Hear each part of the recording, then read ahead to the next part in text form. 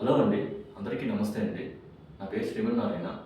నేను Hyderabad real estate మార్కెట్‌లో real estate చేస్తూ ఉంటా. చాలామంది హెచ్ఎండిఏ ప్లాట్స్ అంటే ఏంటి? డీటీసీపీ ప్లాట్స్ అని అడుగుతారు. నేను ప్రెజెంట్ హెచ్ఎండిఏ ప్లాట్స్ గురించి అయితే నేను తర్వాత మాట్లాడతాను. డీటీసీపీ ప్లాట్స్ గురించి ప్రెజెంట్ మాట్లాడతాను.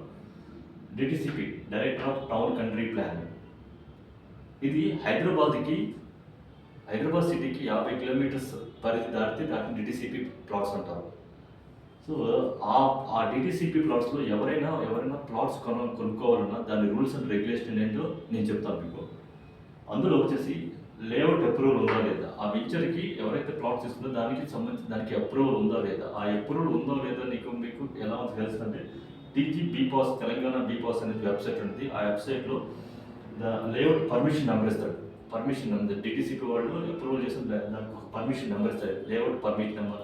ఆ నెంబర్ టీజీ బీపాస్లో కొడితే దానికి సంబంధించిన లొకేషన్స్, విలేజెస్ మొత్తం డీటెయిల్స్ అని దానికి వస్తాయి. సో అది మ్యాండేటరీగా ప్లాట్ తీసుకుంది. లేఅవుట్ అప్రూవల్ మ్యాండేటరీగా ఉంటుంది. ఎవరైతే ప్లాట్ కొనుక్కొని తీసుకోవాలంటారు. నెక్స్ట్ లింక్ డాక్యుమెంట్స్ అంటే నథింగ్ బట్ ఆ ల్యాండ్ హిస్టరీ. ఆ ల్యాండ్ 10 సంవత్సరాల నుంచి 20 సంవత్సరాల నుంచి 50 సంవత్సరాల లోపు 30 సంవత్సరాల లోపు ఎంతమంది చేతులు మారింది, దానికి సంబంధించిన డీటెయిల్స్ అనేవి ఆ లింక్ డాక్యుమెంట్స్లో ఉంటాయి. సో ఈ లింక్ డాక్యుమెంట్స్ ఇది మ్యాండేటరీ ఉండాలి. ఎందుకంటే రేపు మీరు కొన్న ప్లాట్ దాన్ని రీసేల్ చేయాలంటే లింక్ డాక్యుమెంట్స్ అనేది మ్యాండేటరీ. నెక్స్ట్ నాలా సర్టిఫికేట్. సో నాలా సర్టిఫికేట్ ఉంటే మీరు కొన్న ప్లాట్లో బిల్డింగ్ పర్మిషన్ వస్తుంది.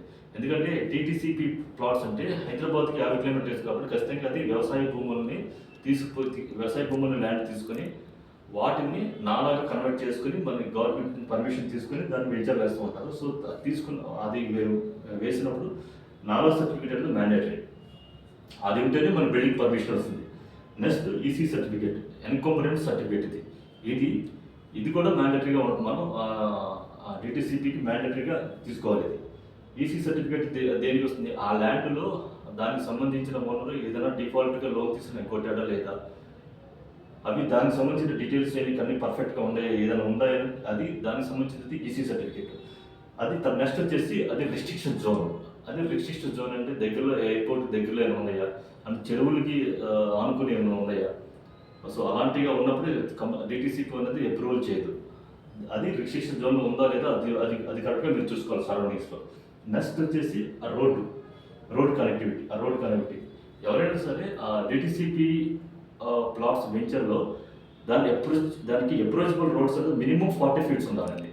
అలా ఉంటేనే డీటీసీపీకి పర్మిషన్ వస్తుంది.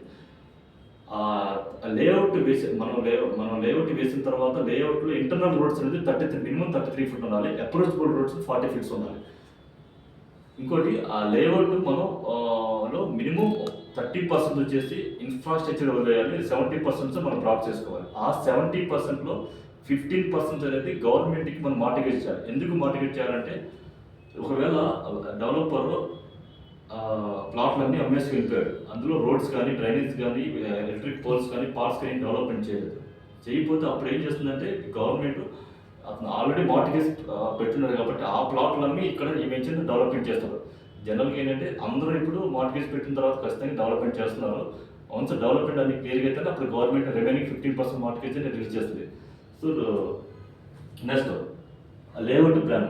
So as per DTCP rules ప్రకారం మినిమం వచ్చేసి లేఅవుట్ ప్లాన్ మినిమం డైమెన్షన్ వచ్చేసి 33x40, అంటే మినిమం 147 గజాలు ప్లాట్ సైజ్ అండి యాజ్ పర్ డీటీసీపీ రూల్స్ ప్రకారం. ఇదండి, ఎవరైనా డీటీసీపీలో ప్లాట్ తీసుకుంటే ఇవన్నీ మ్యాండటరీగా ఉండేది మీరు చూసుకోండి.